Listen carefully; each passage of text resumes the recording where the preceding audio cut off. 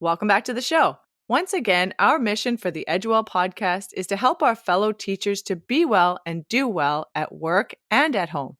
In the last episode, we talked about what it means to be well.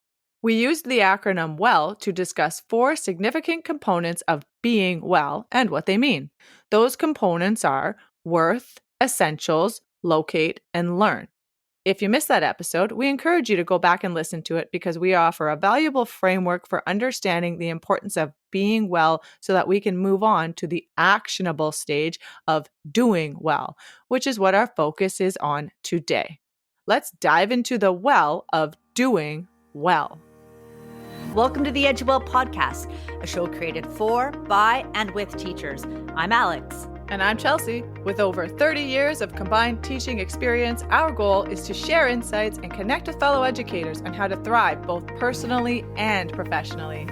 Join us as we dive deep into the well of information, filled with meaningful discussions, practical tips, and ideas that go way beyond the classroom walls. Let's be well and do well together. Let's first address, Chelsea, the fact that your love of acronyms is weaving its way in and out of every single podcast that we are doing. And so we're taking the word well once again. I love how you really laid it out and said that the first episode is about being well and this one is about the actionable and doing well. So why don't I introduce the audience to a beautiful new acronym that is attached to the word well, because you know we love the word well. And by the way, we know how cheesy we are. Like, it's a bit much sometimes, and I'm going to own that right now. Would you like to own that too? Oh, yeah. I would like to own the cheesiness as well, and also the fact that we tend to overuse the word well. Yeah, I mean, we do. Okay, so today's well is going to talk about W for want, E for envision, L for leverage, and L for lean in. Because, of course, the word well has 2 L's. How lovely. Lovely. That's 3 L's I just did. We are so cheesy. Okay. Oh, I don't know. It's bad. Okay, let's start with the W, want. What do you want for yourself? Pretty basic. This question always reminds me of the scene from The Notebook when Noah asks Allie what she wants. He tells her to stop thinking about what everyone else wants and to really think about what she wants. Good movie. And great. Ever since I saw that scene, that has really stuck with me. So as teachers and maybe as parents, and I guess just as people in general, we often focus on the wants of others. But the thing is, if I'm not doing what I want or being the person that I strive to be, that's just not helpful for me or those around me. So it's very important to just think about what you want and what you need in your life, actually, to do well. Well, isn't that funny that as you were talking, I was thinking about that movie, and there's some beautiful scenes, of course, and some very touching scenes. And if you really think about it, that movie drills down into what is really important. And I'm thinking about the passion between 2 people. So love, beautiful love. And then the ending, how that love is enduring and how that love lasted forever. And then I was picturing, this is how my mind works, oh boy, someone swimming in murky waters. And sometimes we need to really be clear. And it's so true that everyone else's demands about what they want from us, or, what they want us to do for them, let's say, can really be a big distraction from what your inner voice is kind of asking for, what you want and what you need. And so clearing away the murky water and really having clear direction. I don't know why I'm swimming in the water when I'm visualizing this. This is interesting. It is perhaps because I am seeing myself in the well, but we want clear water in a well. That's what we want. So yes, it can be complicated depending on your life and what your life looks like. But if you just start by choosing one thing you want for your own wellness, if you make that decision, then you can have it in some way or some form. I really do believe that. But you might have to make sacrifices in some areas of your life. You might have to add things.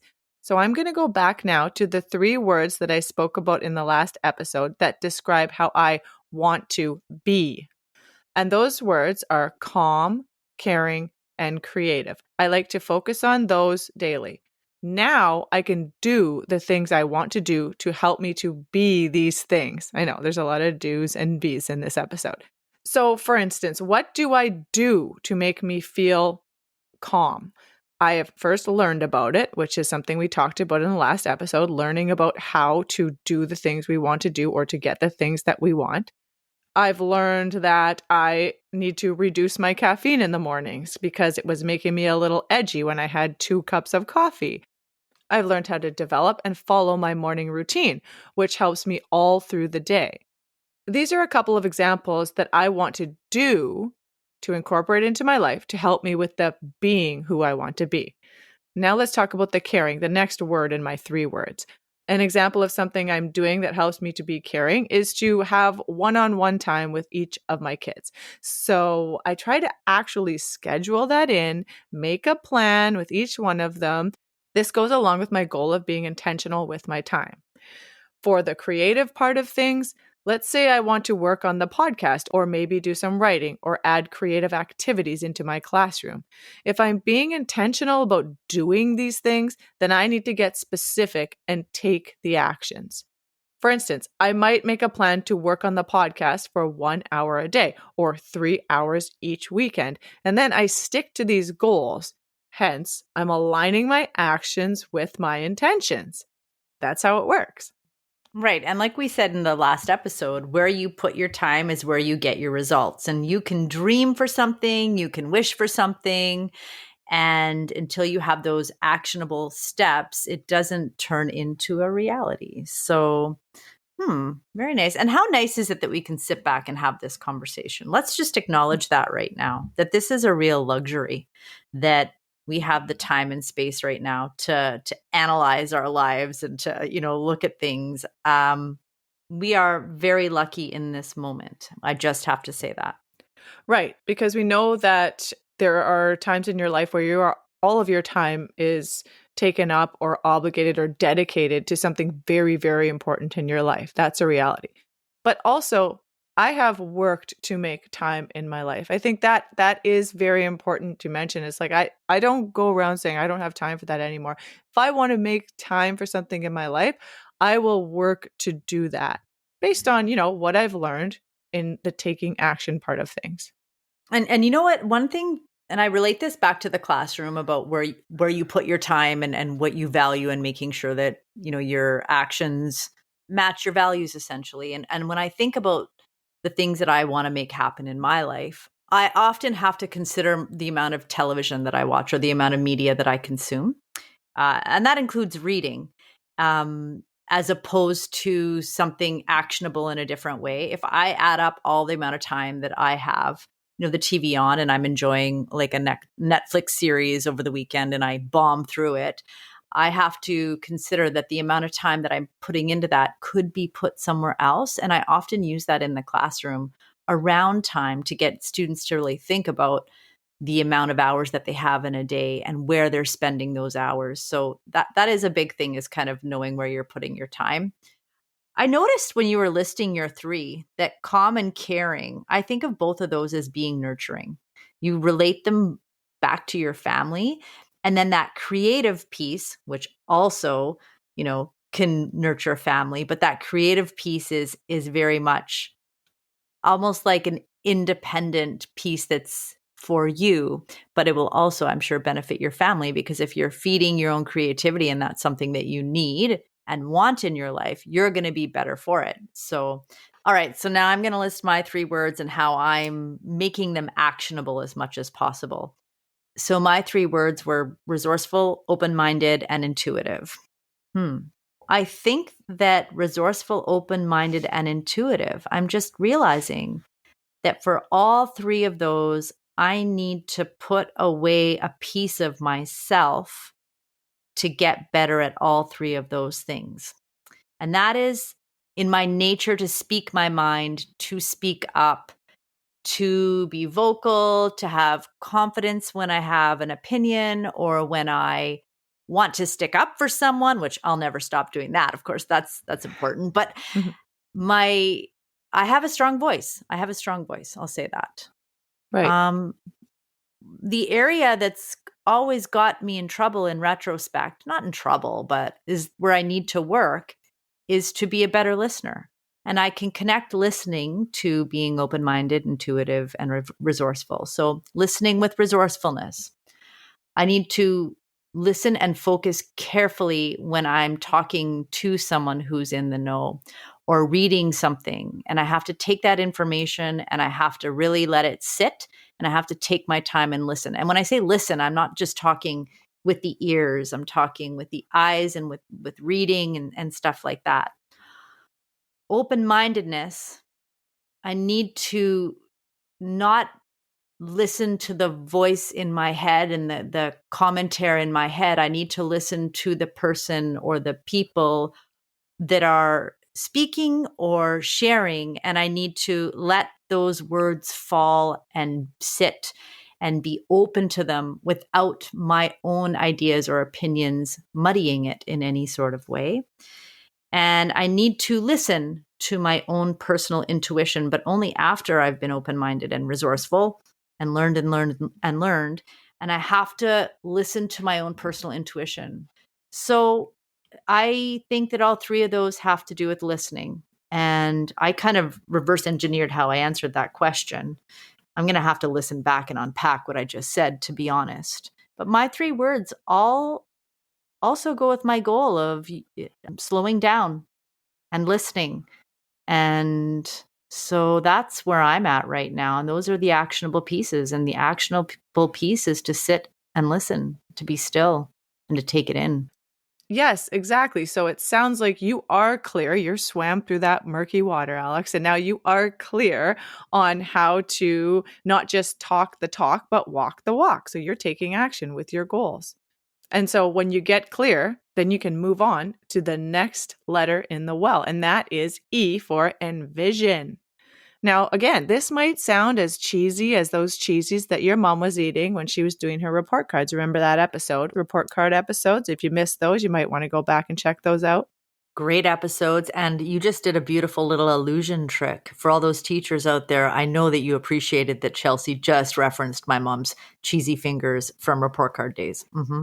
Right? Your mom's going to love that too. Yeah, she is. Okay.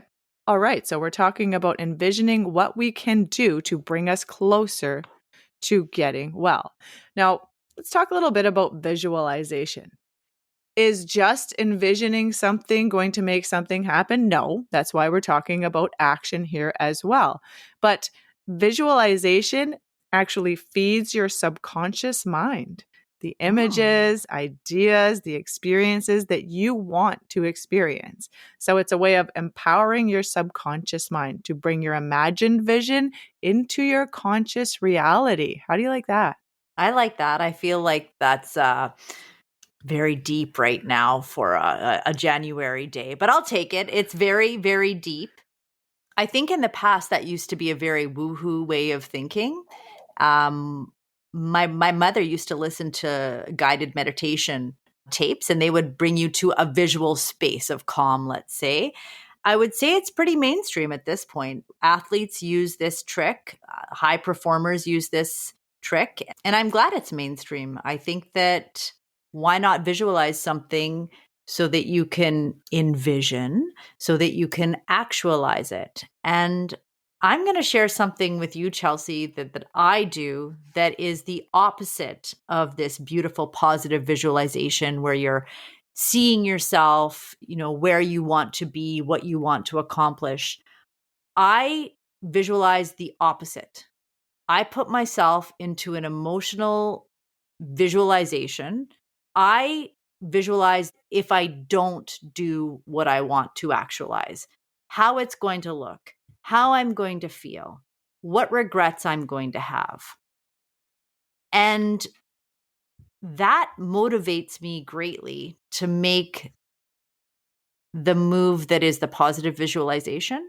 So it's in visualizing the outcome that I don't want that motivates me to move forward with what I do want. And I mean, I use that for some very basic things. If I am walking down the street and I see a can, a beer can in a playground, and I don't want to touch it, I walk by it once and then I feel really bad. And I think, what kind of person do you want to be? Do you want to be the type of person that picks up the can and, puts it in the recycling so the kids cannot have a beer can on their playground? Or do you want to be the person who walks by? Who are you? And then I go grab a leaf and I pick up the can and I put it in the recycling, because the thought of not aligning who I am and who I want to be in that moment bothers me. Like, I visualize being that person who just walked by the garbage and didn't care about the kids playing around the beer can. And that's not what I want for myself or for the world. So I make the right move. And often, I make the right move. And other times, FYI world, I don't.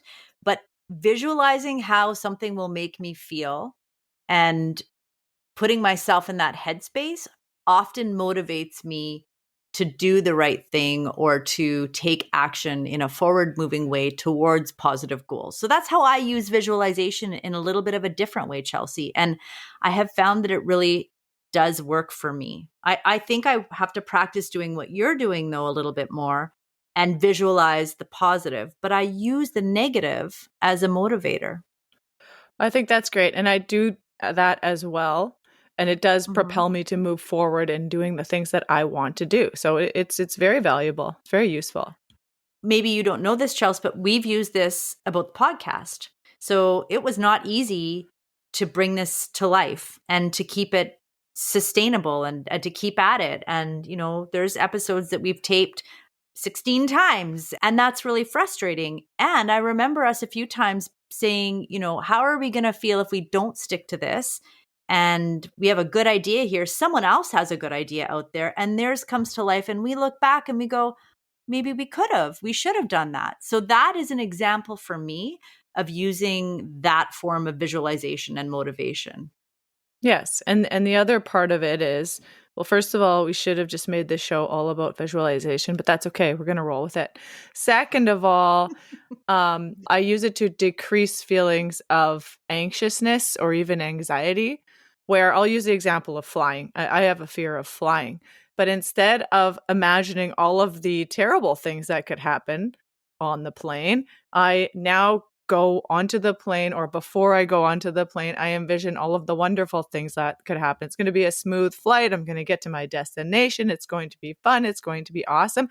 That actually works for me in many situations. And it has also worked for me in doing the podcast too. I mean, how many times have we talked about, oh no, we're going to get this and this is going to go terrible. And then we say, no, you know what? What if we get some good feedback? And thankfully, we have, and that has also helped us to move forward. So focusing on the great things that could happen really helps with meeting goals. Right. And what do you give more weight to? That's a choice. Yes. What feedback, you have to take good and positive and negative feedback, but what are you going to spend time focusing on is exactly the point there. And that's great. I think that moves us nicely into the first L, which is leverage. Yes, it does. Let's talk about leveraging your resources.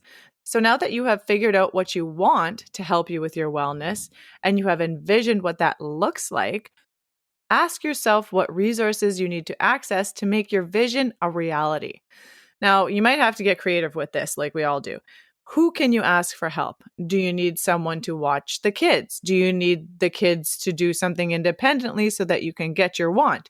Do you need to spend some of your money on something to get your want? Do you need to get rid of something to get your want? This is accessing your freedom of choice. Do you need to use your refusal skills to get what you want? What are the resources that you need to leverage to get your want, and who are the people that can help you to get it? Let's face it, you might not be able to get what you want all the time, but I really do believe that you can get a little bit of it at a time to help with your wellness. And these little bits can always turn into something bigger. Did you just reintroduce the snowball? Like the big idea did. of the rolling snowball? That's okay. So I'm going to ask you a question. That's awesome.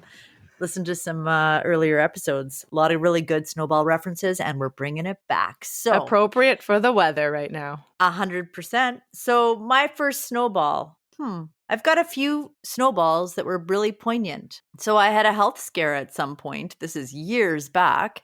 And I started taking small steps towards taking accountability for what I did exercise wise, slowing down wise, eating wise, and consuming enough water, essentially.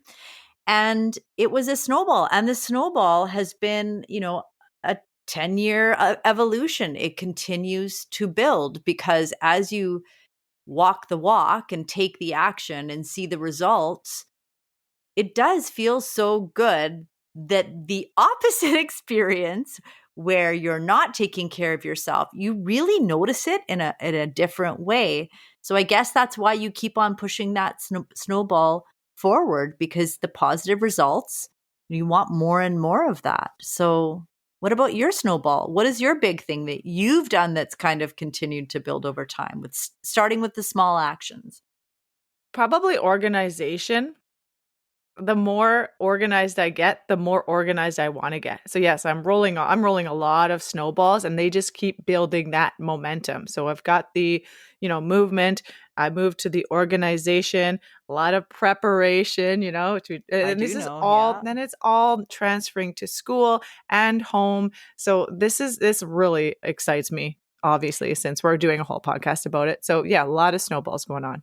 Well, I'm going to throw this out there. Anyone who might be listening who knows Chelsea, she is a resource at this point for organization. She might not agree with that. She's got really good hands on tips and ideas. So you could leverage her expertise on all things organization, especially that Google Calendar, still not sponsored. And I think since I've known you, I can definitely say that I've seen you go from being, a decently organized human being to be the epitome of what I think I strive to be when it comes to organization. I will take that. Thank you. So obviously some things that I'm doing are working. For sure they are. Thank you. Well done. Well Okay, and done. Well done. oh, well, well. That leads us right into the last L in well. I'm saying it again, and it's lean in. Now that you've done all of this work to get your want, it's time to fully lean into it. So commit to the things that you want to do so that they can help you to be well. Now, what does that look like? Set your routine, set your time slots, use those calendars, set your schedule. You are a teacher. You are already good at this. And if you're not, you can get good at it, because I did. You know how to make things happen for other people. You do this on a daily basis, which means that you can absolutely make things happen for yourself. Like I said, there could be sacrifices. Like maybe, like your reference, Alex, maybe you take one TV show off your watch list and use that time for something more productive. Maybe you limit your social media scrolling to focus on a personal project that you've been wanting to complete. And then by making those small choices, you have prioritized your own needs. And over time, you will notice that shift. I know I certainly have. And then you're feeling better and you're more focused and you're more in control of everything. This is so true, tried and true, I think. And another important thing is that maybe you've set some boundaries around your time, and maybe you chose to do what you wanted to do instead of what other people want you to do. And then you stick with it, and you might just find that you are being well and doing well. Oh, perfect. Love it. I mean, whoever came up with that, genius. But okay, back to what you said. So focused on everyone else and helping them to reach their goals and meeting their needs. We are good at that. We have faces in front of us who are relying on that. And everyone is unique and different and has a different goal and a different need. And we are working hard every single day to bring that to life. And do not get lost in the shuffle. Because again, the big idea of this podcast is when you're taking care of yourself and moving forward with things that bring you joy and you satisfaction, you are better able to support other people because you've nurtured your soul, you've nurtured yourself. And I mean, that is just, I cannot stress it enough. Yeah, let's throw YOLO in there. Sorry, you only live once. Do it. Yeah. No, you're totally right. You only live once. You only get the one opportunity around. No, we get more than one opportunity around the sun. Hopefully, we get many opportunities to spin around the sun. in the body that we're in, depending on your beliefs. And you want to make sure that you are taking care and living life to the fullest in a good way. Yes. Chelsea, this was a fun episode, and we were able to reference a bunch of old episodes. So if you've been listening for a while and you've listened to every single episode, you heard a bunch of allusions and references backwards. And I just hope that you're enjoying a little bit of what we're bringing to the table, because, we're just having fun here sometimes. And I have to say, we've done a lot of talking at this point, Chelsea. Okay. So I know what that means. That means it's time for the takeaways, right? Yes, I was queuing you up to do the takeaways. That is right. Let's get this ball rolling. Snowball, of course. Yes, of course. All right. I'm going to start with the first W in the do well. It's want. Take the time to clearly define what you truly desire for your overall well-being. 2, envision. Picture yourself fully immersed in the journey towards achieving your desired state of wellness, or visualize the opposite and have it be a negative motivator. Yes. Yes. 3, L, leverage. Make sure to strategically use your available resources to their fullest potential. If your resources aren't available, see how you can get them. 4, lean in. Commit wholeheartedly to your goals and fully embrace the actions necessary for achieving what you want and what you need. Well, teachers, we have fully deconstructed the wells in EduWell, and we encourage you to take the time to really break down your own wells, because you deserve to feel good in who you are and what you do. If you need some help in the areas of balance and boundaries, be sure to join us for upcoming episodes in this new year, where we'll dive into setting boundaries and using your amazing skills to determine your own well-being. For more words from the well, head over to our website at eduwell.com, EDYOUWELL.com, where you can also sign up for our email list to stay connected and receive tips straight to your inbox. And if you are looking for inspiration, don't forget to check out our Pinterest page. Until next time, be well and do well.